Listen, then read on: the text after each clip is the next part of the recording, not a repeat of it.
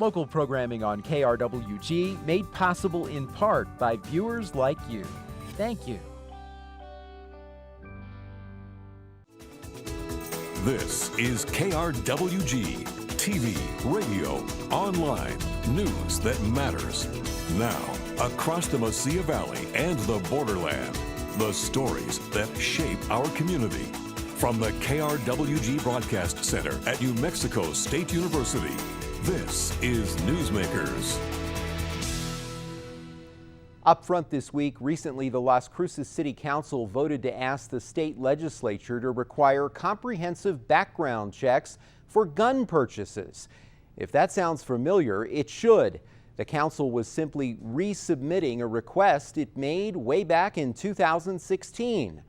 But that wasn't the original plan. Councilor Greg Smith proposed a resolution earlier asking the legislature to restrict the sale and possession of semi-automatic weapons. A national poll earlier this year by Quinnipiac revealed 67% of Americans support a ban on the sale of assault weapons.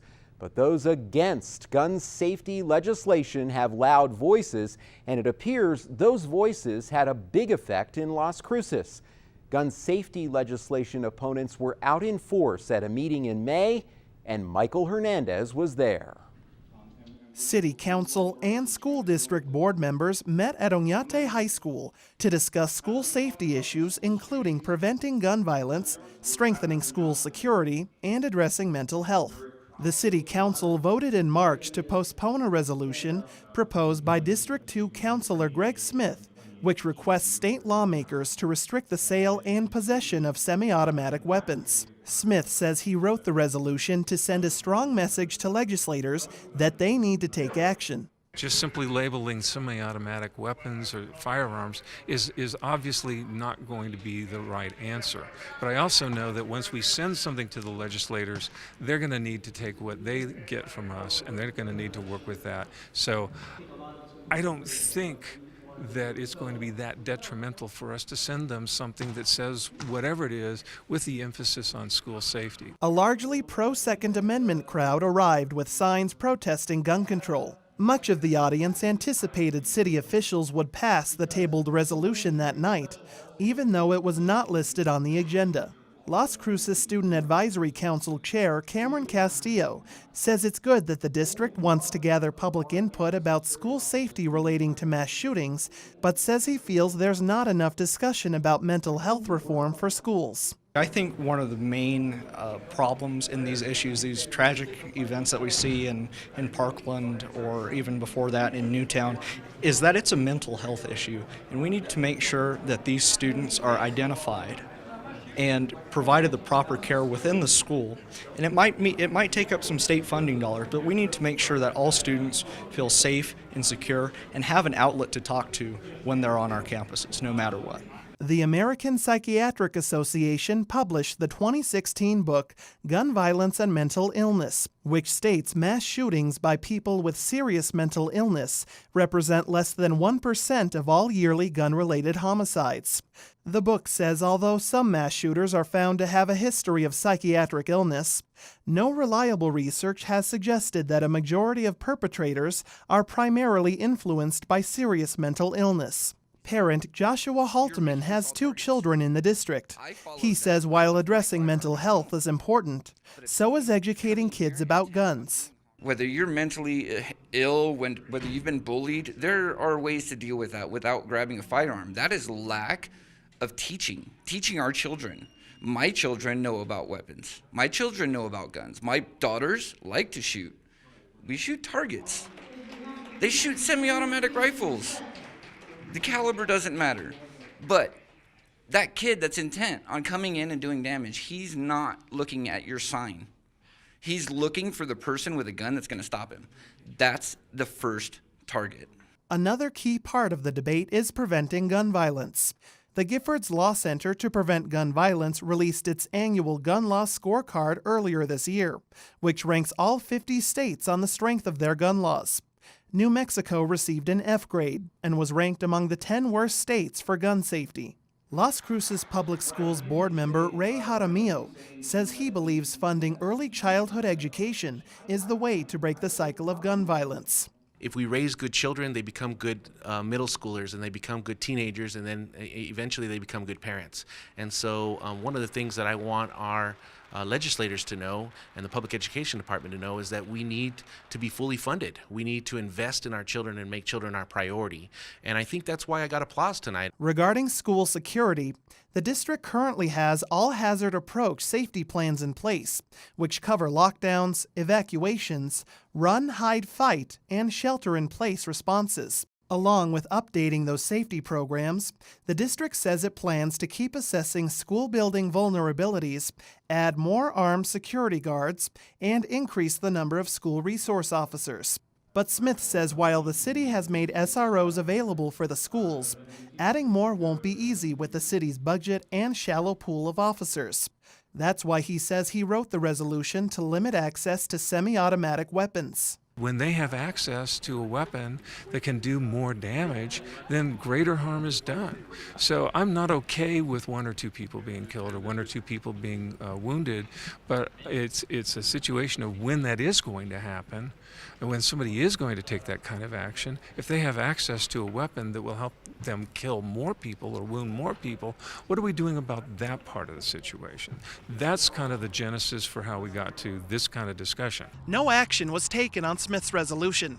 Student Advisory Council Chair Castillo says he will continue to pressure City Council to look at mental health and school security issues. For KRWG, I'm Michael Hernandez.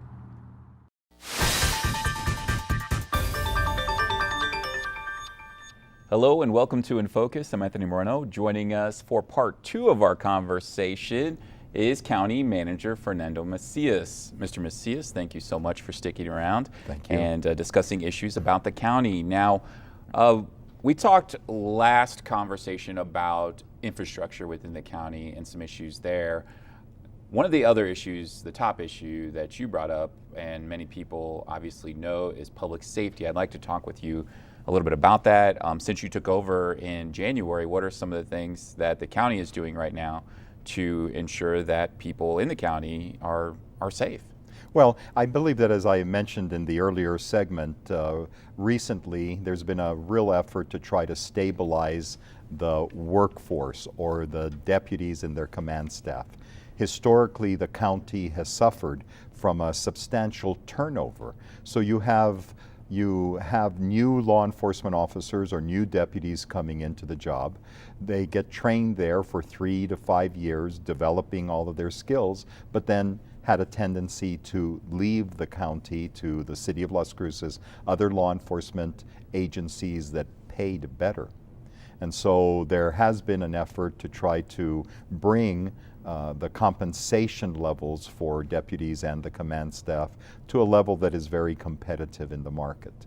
And we're certainly hoping that that is going to stabilize the turnover among deputies, and so that you have a greater number of them available to be patrolling out in the county and providing a greater degree of security within the communities in Doña County. How are things looking right now? I know you mentioned there are some folks going through training and things like that. Right now, is the county still looking at a deficit in regards to law enforcement officers on the streets? Well, there's always going to be a turnover, but what I believe I'm pleased about is that the waiting period to bring candidates into law enforcement with the county has diminished. It's happening at a quicker pace. So if there are vacancies, we're able to fill them faster than we have in the past.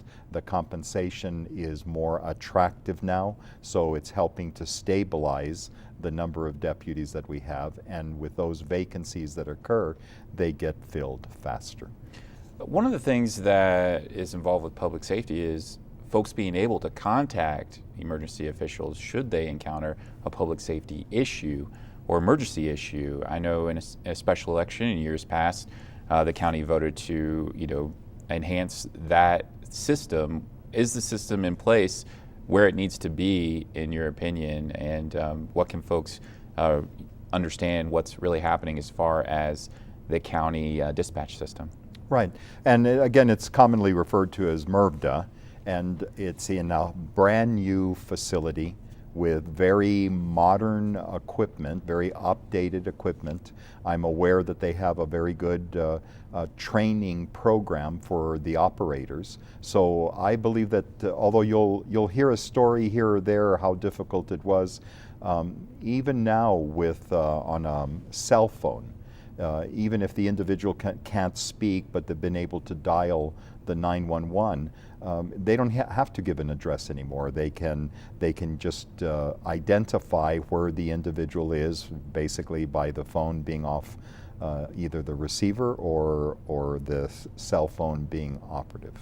So from my perspective, although again I've been here in this position only for about 5 months now, and so the meetings that I've attended I believe are very professionally run. All of the different stakeholders, both law enforcement, fire, all of them are at the table having these kind of discussions to ensure that we have the most responsive dispatch system. How often do those meetings take place? On a monthly basis. Okay, and that involves, law enforcement agencies within the county, local communities, government officials as well. Yes. One of the things and not just Doña County and the city of Las Cruces, but Macias, Sunland Park, all of the municipalities have a role in ensuring the best service available. One of the things that was recently reported in local news outlets was that the Doña County Sheriff's Office forwarded over 500 cases to U.S. Customs and Border Protection, border enforcement, immigration enforcement between 2016 and 2017. When news like that breaks in a border county that we live in, do you have some concerns that people who may be a part of an immigrant family may think twice before contacting authorities should they encounter an emergency or be a witness to a crime?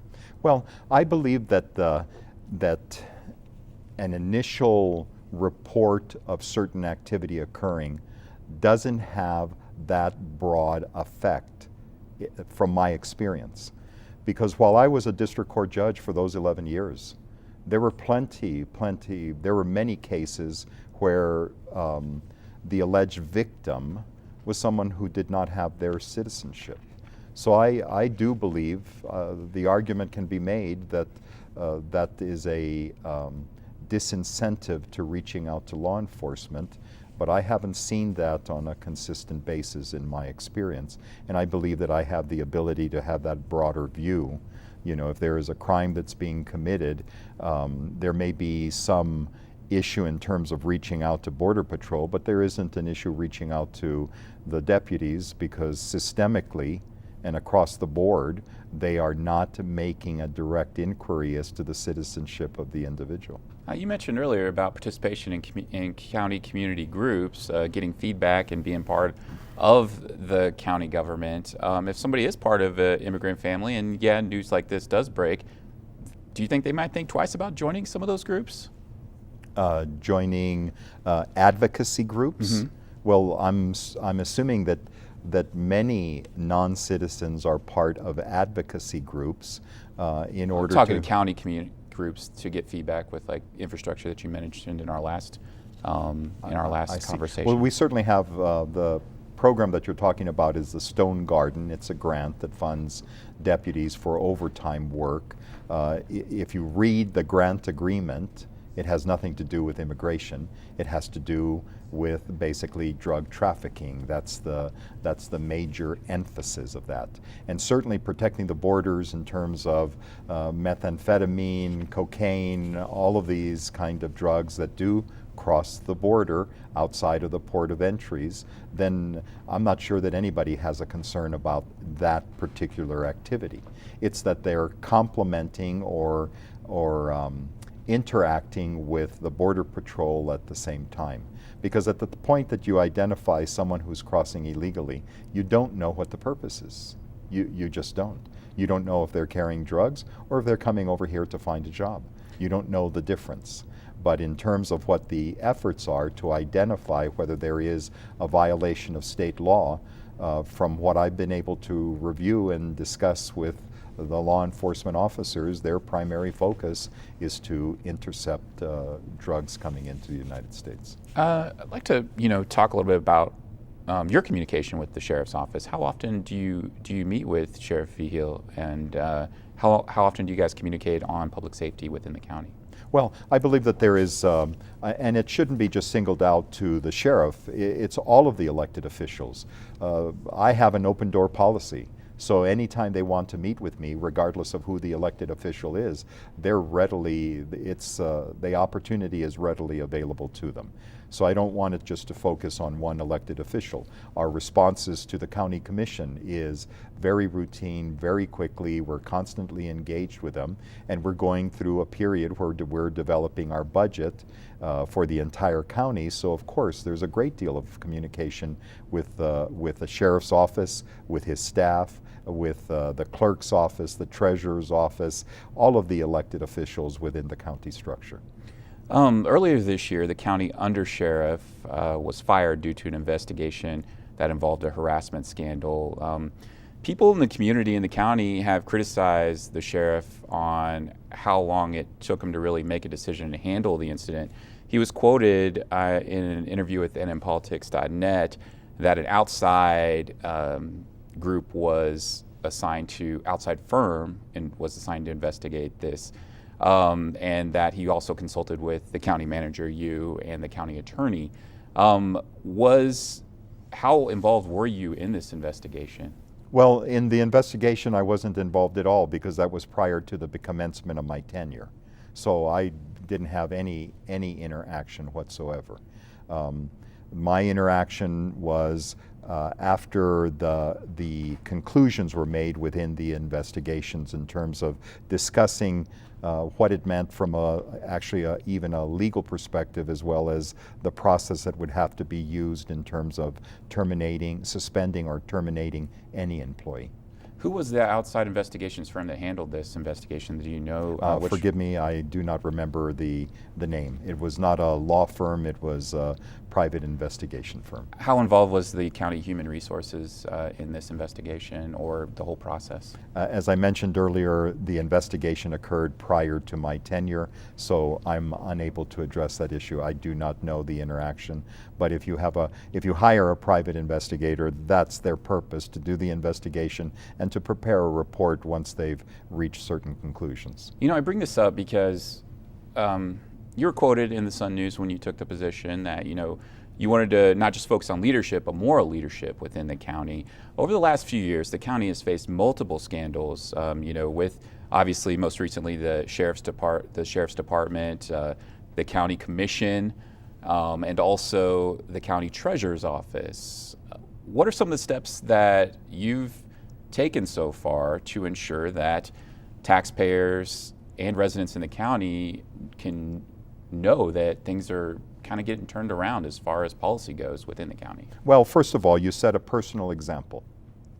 This is a key position that basically has the administrative oversight over all of the county. As we hire our new employees, we put them through orientation in terms of the responsibility, the price that is paid for a lapse in ethics or a violation of the laws of New Mexico. So there are always those consequences. So we're trying to orient the workforce to make sure that we can diminish the incidences that have occurred, that there is a better understanding, that there is a level of confidence that because before you make certain decisions, you consult with the county's management and legal staff so that you understand the consequences of the decisions that you're being made. Can we control everyone's individual behavior? Well, no.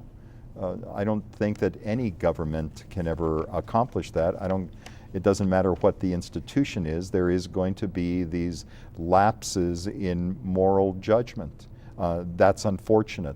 We are trying very aggressively, though, through training, orientation, to try to diminish that to the greatest degree possible. And I'm talking about training our elected officials as well. Okay, we have a couple of minutes left, and All I right. want to talk about a major issue within the county, the county detention center and behavioral health. Yes. One of the things that I was involved with last year was an investigation into behavioral health here in southern New Mexico, and through a records request, KRWG was able to find that at the Doña County Detention Center in 2016, there were over 11,000 inmates booked into the county detention center. During that same time, over 56,700 instances took place where inmates required behavioral health services. Substance abuse services were required over 10,400 times. You know, during this time, there's a county triage center that sits vacant. Where are we with this triage center as far as being up and being operational to where we can perhaps address this issue of behavioral health within the county? Right. First of all, let me suggest to you that those statistics have to be analyzed with a greater degree of insight into the problem. Part of the problem is having inmates who are dealing with serious mental health illnesses. Those individuals, we've been able to begin a process of early identification so that we can work with those individuals. When you use these statistics, they also include individuals that are facing serious charges, that because they are incarcerated, because they are away from their families, are dealing with depression, with other kinds of issues. And certainly we have nearly $6 million contract with a service provider for both medical and mental health related issues. Let me be real blunt. They built the triage center in the wrong location. Where you find the majority of individuals that are dealing with serious mental health issues are around Camp Hope, up El Paseo. The best location for a triage crisis center would have been in that general area. So what we're planning to do right now, and we're looking at different options, our mental health providers in the detention center are in a jail pod. A doctor for his office has a jail cell. So we're planning to retrofit, let me put it this way, I'm planning to recommend that we retrofit the what we've referred to as the crisis triage center into a facility that will house our mental health staffing, and so that the treatment of the individuals who are in custody and in all likelihood will not leave custody until they've completed their legal process because of the severity of the charge that they're facing, they will be treated in that facility. We'll be able to open up another pod. We'll be able to handle a higher level of individuals that have been incarcerated. We are trying to a great degree, and I'm very familiar with a process that will work, to move people through the judicial process faster so that they're not staying as long as they historically have within the detention center. It is a great priority. There are a number of different components that have to be addressed and planned, but we hope to be coming forward with a broader proposal within the next few months.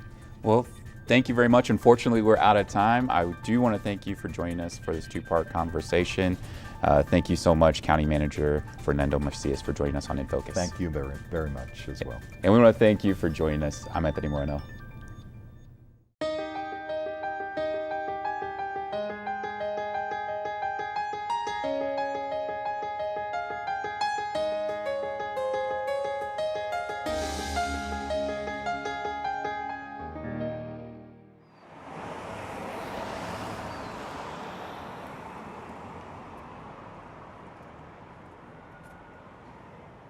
Our exhibits are focused on the animals that we have here in the Chihuahuan Desert in our Nature Center. And then we also have our Trackways exhibit talking about the Dimetrodon that's behind me, as well as the Robledo Mountains and all of the paleontological research that's going on. And we also have our Light and Space exhibit, which is a permanent installation that focuses on how we look up at space and what we see when we get there. We have activities for people of all ages, from pre-K through adulthood. Every Thursday morning we have a pre-K class that meets. It's open and free to the public. So as part of the pre-K program, they have us do a little lesson about whatever we're learning about. And today was flowers. Yeah, you can have this flower. And they had us cut them open, look at all the parts, learn about all the parts. And then we did a little craft, which was awesome. You did great. I'm so in love with it. Yeah, you can. We come every Thursday, and we like to come because it's an amazing program. I believe that he learns a lot, and I love that they do hands-on activities. They're able to make the activities based on the child's age. Megan, she's very good at knowing the length of how long a child can, retain information. So she gets videos that relates to the kids, and she has activities that are really hands-on based, where the child actually grasps the knowledge. So I love it.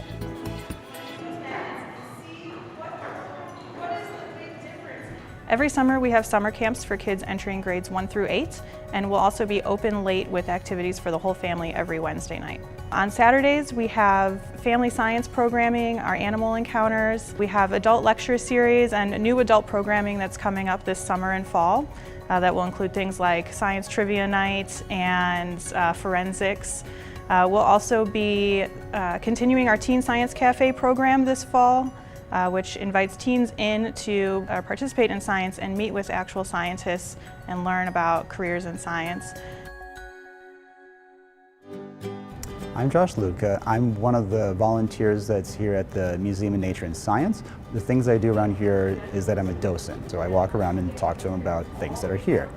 My favorite part about this museum would be the centerpiece of the museum, which is the large mega track site. That is a chunk of about 35 feet or so of trackway from about 280 million years ago. It's tracks from multiple different animals that walked around the area at the time. It's a really neat thing to have, learn some things about the area, and you also have a fun time. I don't know, I think they make it so easy. Everybody's so nice, they're so helpful. They help the kids during the little program times or story time. Everybody's awesome about it, and it makes it really fun for them. But everything here is really cool. The exhibits are awesome. It's something that we have here that's really neat. We should be using it more, definitely. The Museum of Nature and Science is located at 411 North Main Street with an alternative entrance at 411 North Water Street. We're open Tuesday through Friday from 10 a.m. to 4:30 p.m. and Saturdays from 9 a.m. to 4:30 p.m. We're free to the public and closed on Sundays and Mondays. Hopefully I do my job as well in terms of talking to them about the animals that are here, the fossils that are here. Hopefully everyone has a good time. Hopefully everyone comes out learning something. My favorite thing about the museum is that it gives people an opportunity to experience science on their own terms and start conversations that they may not have at home or in other places.